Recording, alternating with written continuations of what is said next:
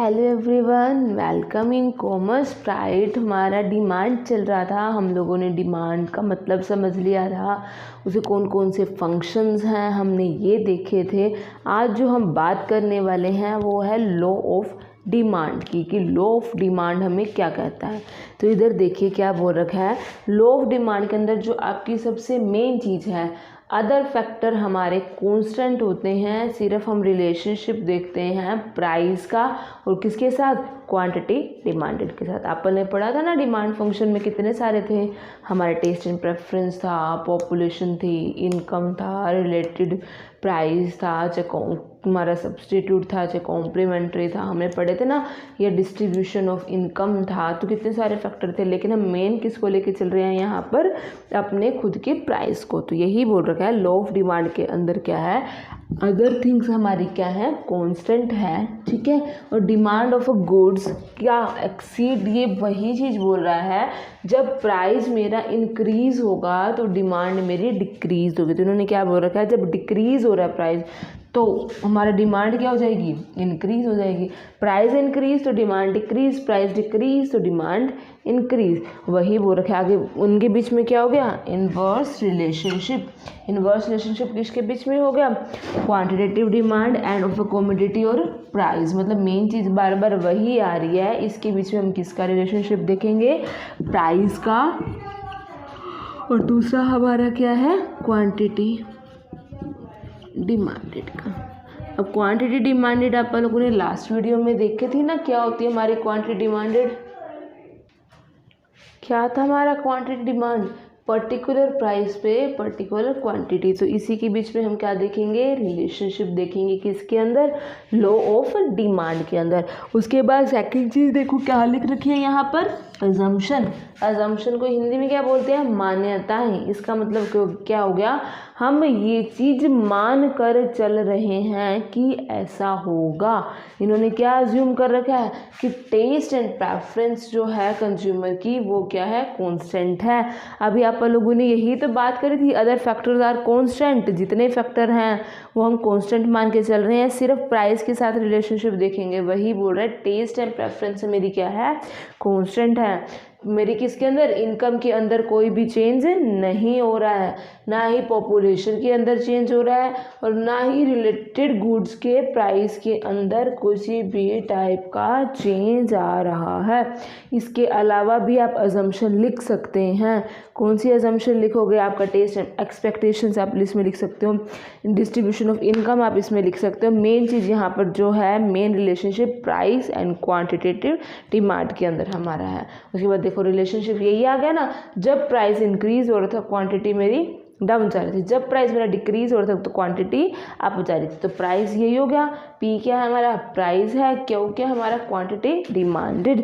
मतलब law of demand हमें क्या कहता है, ये चीज़ हम लोगों को प्रूव करता है कि प्राइस और क्वांटिटी डिमांड के अंदर, या हमें नॉर्मल बोल दो डिमांड के अंदर नेगेटिव रिलेशनशिप है।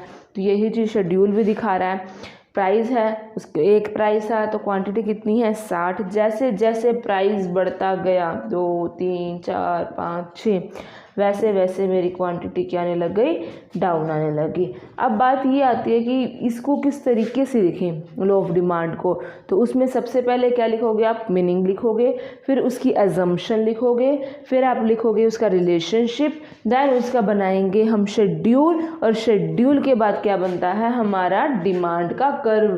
कैसे बनता था हमारा डिमांड का कर्व, यहाँ प्राइस, यहाँ क्वांटिटी। यहाँ प्राइस क्यों लिखा, लास्ट वीडियो में याद है बात करी थी ना, डिपेंडेंट और इंडिपेंडेंट फैक्टर की बात करी थी। तो प्राइस मेरा क्या होता है, इंडिपेंडेंट फैक्टर, क्वांटिटी मेरी क्या है, डिपेंडेंट फैक्टर, और इसके बीच में मेरा क्या है, नेगेटिव रिलेशनशिप। नेगेटिव रिलेशनशिप है तो मतलब स्लोप क्या हो जाएगा इसका, downward, downward slope, negative relationship. इसके बाद आप लोग क्या लिखेंगे इसमें, एक्सप्लेनेशन। एक्सप्लेनेशन को आप कैसे एक्सप्लेन करोगे, आप शेड्यूल और कर्व दोनों को, कि ओ एक्स एक्सिस पे हमारी क्वांटिटी शो हो रही है, ओ वाई एक्सिस पे हमारा प्राइस शो हो रहा है।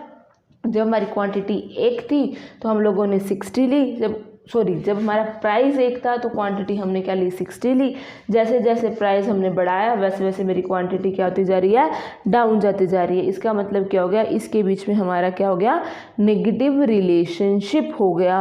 वो एक्सप्लेनेशन के बाद लास्ट में हम क्या लिखेंगे, कंक्लूजन। एट लास्ट आप क्या पूछे, यही रिजल्ट निकला ना कि दोनों के बीच में क्या है, नेगेटिव रिलेशनशिप। इसका मतलब जब आप लॉ ऑफ डिमांड करोगे तो सबसे पहले उसका मीनिंग एक्सप्लेन करोगे, फिर उसकी अजम्पशन एक्सप्लेन करोगे, फिर उसका रिलेशनशिप एक्सप्लेन करोगे, फिर शेड्यूल, देन कर्व, उसके बाद एक्सप्लेनेशन, देन जाके कंक्लूजन, तब जाके आपका लॉ ऑफ डिमांड कंप्लीट होगा। अब बात ये आती है कि ऐसा क्यों। पहली बात तो मैं वो चीज़ बताऊंगी ना कि वो चीज़ है क्या। अब लो बना रहे हैं तो क्या हम कहना क्या चाह रहे हैं, प्रूफ क्या करना चाह रहे हैं, और लो बना रहे हैं तो उसके लिए कुछ अज्यूम करके चल रहे हैं तो असम्पशन बतानी जरूरी है, किसके बीच में रिलेशनशिप हो रहा है। फिर उसको टेबल की फॉर्म में दिखाया, फिर कर्व की फॉर्म में दिखाया, फिर उसको एक्सप्लेन करा। अब बना तो दिया, नहीं समझ आ रहा तो एक्सप्लेनेशन में तो समझ आएगा ना। दैट एट लास्ट हमारा रिजल्ट क्या निकला सारा कुछ करने के बाद, तो वही चीज़ मेरी क्या हो गया, कंक्लूजन। अब हम बात कर रहे हैं कि जो हमारा डिमांड कर्व है उसका स्लोप डाउनवर्ड क्यों होता है। मतलब अभी लोग हम बात कर रहे थे इसका स्लोप डाउनवर्ड होता है, तो कुछ रीज़न तो होंगे ना जिसकी वजह से होता है। उसमें जो सबसे पहला रीज़न है law of diminishing marginal utility. Law of diminishing marginal utility का मतलब क्या है, सबसे पहले तो समझो यूटिलिटी क्या होता है। यूटिलिटी का मतलब क्या है, सेटिस्फेक्शन पावर। किसी चीज़ को कंज्यूम कर रहे हो तो आपको कितनी सेटिस्फेक्शन मिल रही है। अब यहाँ पर नॉर्मल सी बात है, एक पर्सन है, ठीक है, एक मैं हूँ, अब मैं घर बैठी हूँ, ठीक है, मेरा ब्रदर आता है बाहर से गर्मी से, ठीक है। अब नॉर्मल सी बात है, आते ही उसने पानी पिया, वो शायद 1 गिलास 2 गिलास, जो पहले गिलास में सेटिस्फेक्शन मिलेगी उसको वो दूसरी गिलास में नहीं मिलेगी। मैं कहूँ नहीं भाई तो तीसरा गिलास और पी ले, और मैं तो घर बैठी थी तो मेरे को जो उसको फर्स्ट ग्लास में सेटिस्फेक्शन मिली वो मुझे फर्स्ट क्लास में सेटिस्फेक्शन नहीं मिलेगी। तो यूटिलिटी क्या होता है, सेटिस्फाइंग पावर। तो यही कह रहे हैं जैसे जैसे मैं कंजम्पशन को इंक्रीज करती हूँ वैसे वैसे मेरी सेटिस्फेक्शन पावर क्या होती है, बढ़ती है। अब 1 गिलास से जितनी सेटिस्फेक्शन मिली क्या दूसरी गिलास से वो सेटिस्फेक्शन मिलेगी, नहीं मिलेगी। तीसरी गिलास से क्या वो सेटिस्फेक्शन मिलेगी, नहीं मिलेगी। तो ये वही बात आ गई ना। तो ये भी तो यही कह रहा है कि जब हमारी कंजम्पशन कर रहे हैं हम किसी कमोडिटी की, वो इंक्रीज हो रही है यूटिलिटी, इंक्रीज है यूटिलिटी ईच। अब हर टाइम अगर हम कर रहे हैं तो वो धीरे धीरे क्या हो जाएगा, डिमिनिशिंग होने लग जाएगी। इसका मतलब क्या, यूटिलिटी इंक्रीज हो जाती है, मतलब आपकी सेटिस्फेक्शन इंक्रीज होगी। तो इसका मतलब कंटिन्यू क्या कर रहे हो, कंजम्पशन कर रहे हो, तो मतलब कंजम्पशन को बढ़ाओगे तो यूटिलिटी एक बार तो क्या होगी, बढ़ेगी। उसके बाद कंजम्पशन फिर भी बढ़ा रहे हो तो यूटिलिटी क्या होने लग जाएगी, डाउन होने लग जाएगी। फिर एक टाइम ऐसा आएगा कंजम्पशन बढ़ाने से यूटिलिटी निगेटिव में भी जा सकती है। अब तुमको लगातार 5-6 गिलास पानी पिला दो, तुम्हें कैसा फील होगा। तो वही चीज़ तो उसके अंदर है। तो कंजम्पशन इंक्रीज होती है तो तुम्हारी यूटिलिटी क्या होती है, डाउन जाती है। तो इनके बीच में भी क्या हो गया, नेगेटिव रिलेशनशिप। इन्होंने किसको उठा रखा है, इसको उठा रखा है। क्लियर हुआ। दूसरा पॉइंट क्या है, इनकम इफेक्ट। अब इनकम इफेक्ट में भी हमारी इनकम एक होती है मनी इनकम, एक होती है रियल इनकम। मनी इनकम मैं 5,000 कमा रही हूँ, 10,000 कमा रही हूँ, 50,000 कमा रही हूँ, 1 लाख कमा रही हूँ, तो ये मेरी क्या है, मनी इनकम। लेकिन रियल इनकम मतलब आपकी कंजम्पशन करने की पावर का बढ़ना। आपके पास 100 रुपये थे, पहले आप मान लो सिर्फ एप्पल खरीद पा रहे थे 100 रुपये में, अब 100 में एप्पल और बनाना दोनों खरीद पा रहे हो, तो ये आपके रियल इनकम इंक्रीज हो गया। तो यहाँ पर क्या बोल रखा है, income effect refers to change in quantity demand, किसके, रियल इनकम को लेके चल रहे हैं, real income of a buyer, तो चेंज एज अ रिजल्ट। अब किस कब, जब प्राइस के अंदर क्या होगा, चेंज आएगा। तो वही तो चीज़ कह रहे हैं कि प्राइस में अगर चेंज आ रहा है तो उसकी वजह से अब मान लो कि वही एप्पल है, एप्पल पहले 1 किलो 100 रुपये के मिलते थे, ठीक है, अब 1 किलो कितने 70 रुपये के मिलने लग गए, तो मेरे पास 30 रुपये बच गए ना।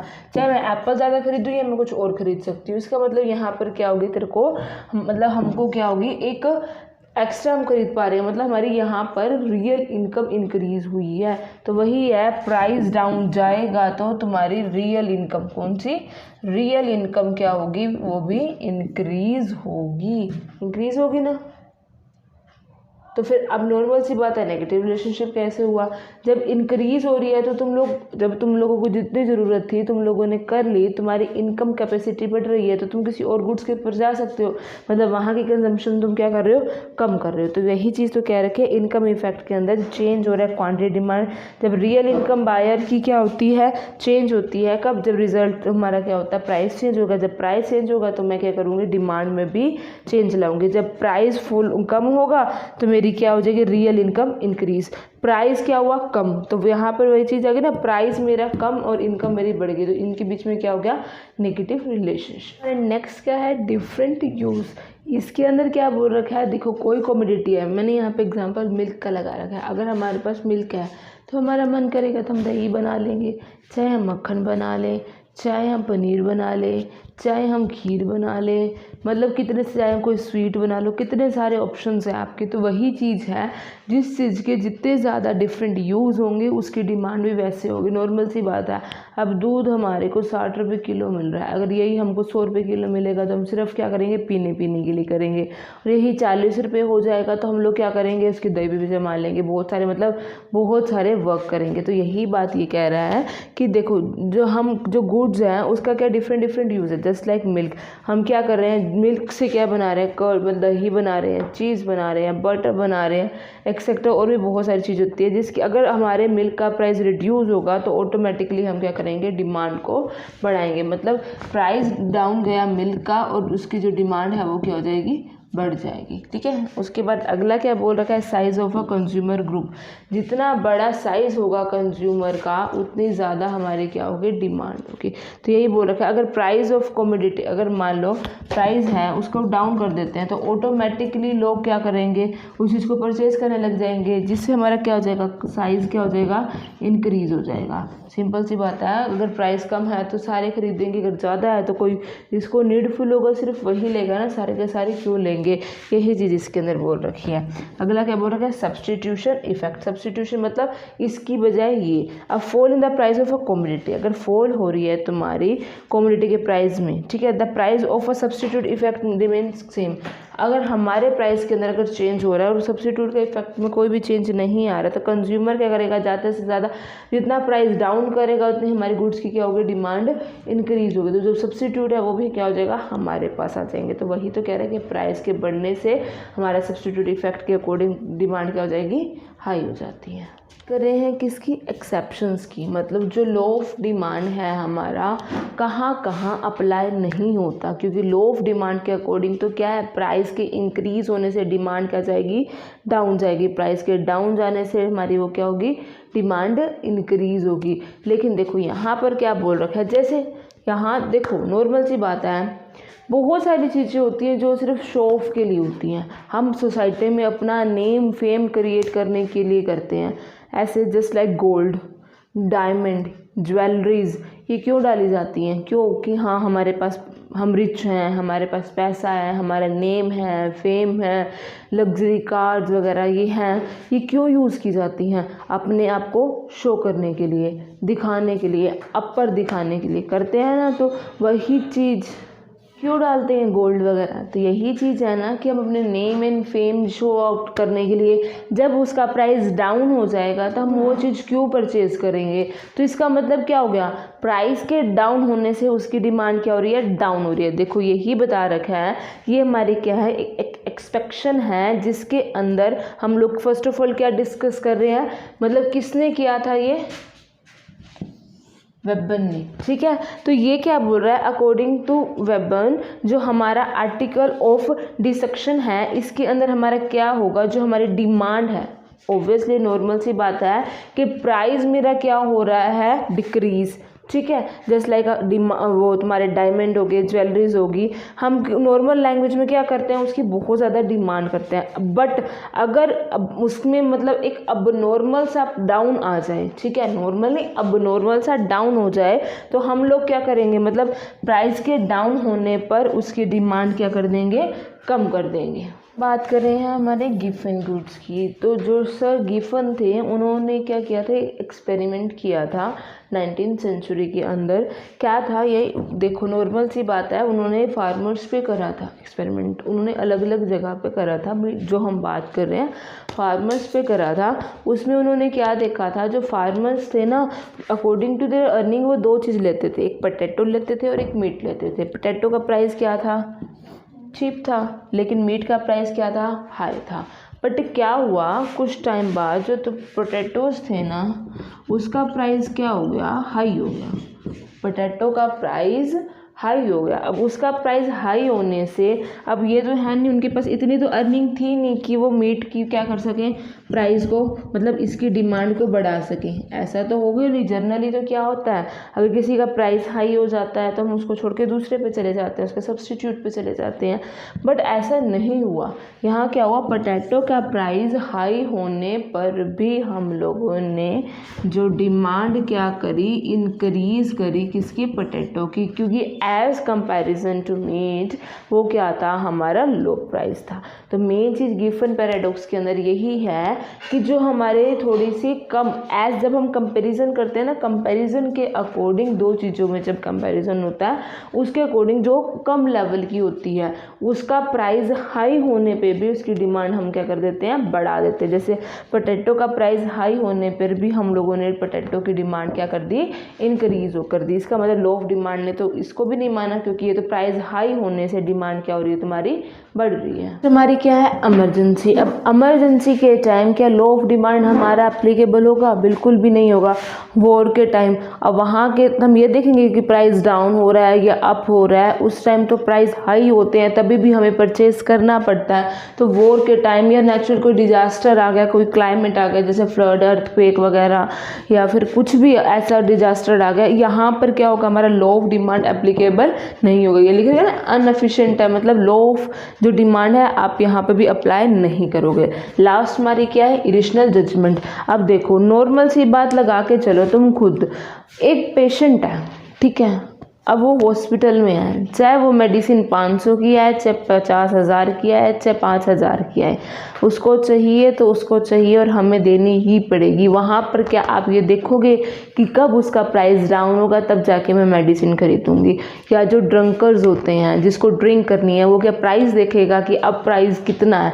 तो वही है, कई चीज़ें होती हैं जो हम जजमेंट ही नहीं करते हैं, हमें कोई फ़र्क नहीं पड़ता कि हम लोग उसका प्राइस अप हो रहा है या डाउन हो रहा है, मुझे चाहिए तो वो चीज़ मुझे चाहिए। तो वही चीज़ होगी ना, इरेशनल जजमेंट मेरी वो है ही नहीं। तो यही तो बोल रखा है, जो इरेशनल जजमेंट का केस होगा उस टाइम, जैसे बोल रखा है मुझे सेविंग ड्रग्स, मतलब कि आपकी मेडिसिन वगैरह अगर आप पीपल को चाहिए, जितने फिक्स क्वांटिटी में चाहिए और जो भी पॉसिबल प्राइस होगा उसी के अंदर मुझे क्या करनी पड़ेगी, परचेज करनी पड़ेगी। इसका मतलब क्या हो गया, ये सारे वो फैक्टर्स थे जो लो ऑफ डिमांड को नहीं मानते। आज का हमारा टॉपिक क्या था, लो ऑफ डिमांड। उसके अंदर हमने क्या करा था, प्राइस के बढ़ने से डिमांड डाउन जाती है। बाकी जितने फैक्टर्स थे हमने क्या अज्यूम किए थे, उसमें चेंज नहीं आएगा। बेशक टेस्ट एंड प्रेफरेंस था, एक्सपेक्टेशंस था, नेशनल इनकम थी, आपकी पॉपुलेशन थी, मतलब किसी भी फैक्टर के अंदर चेंज नहीं आ रहा था। उसके बाद उसका शेड्यूल, कर्व, एक्सप्लेनेशन वगैरह करी। उसके बाद ये देखा कि स्लोप डाउनवर्ड क्यों होता है, और लास्ट में हमने क्या पढ़ी, इसकी एक्सेप्शंस। आज हमारा लो ऑफ डिमांड का टॉपिक था। नेक्स्ट हम जब पढ़ेंगे तो change in demand and change in quantity demanded को लेके चलेंगे, ठीक है। अगर तुम्हें वीडियो पसंद आया तो उसे लाइक, शेयर एंड सब्सक्राइब करना। Thank you.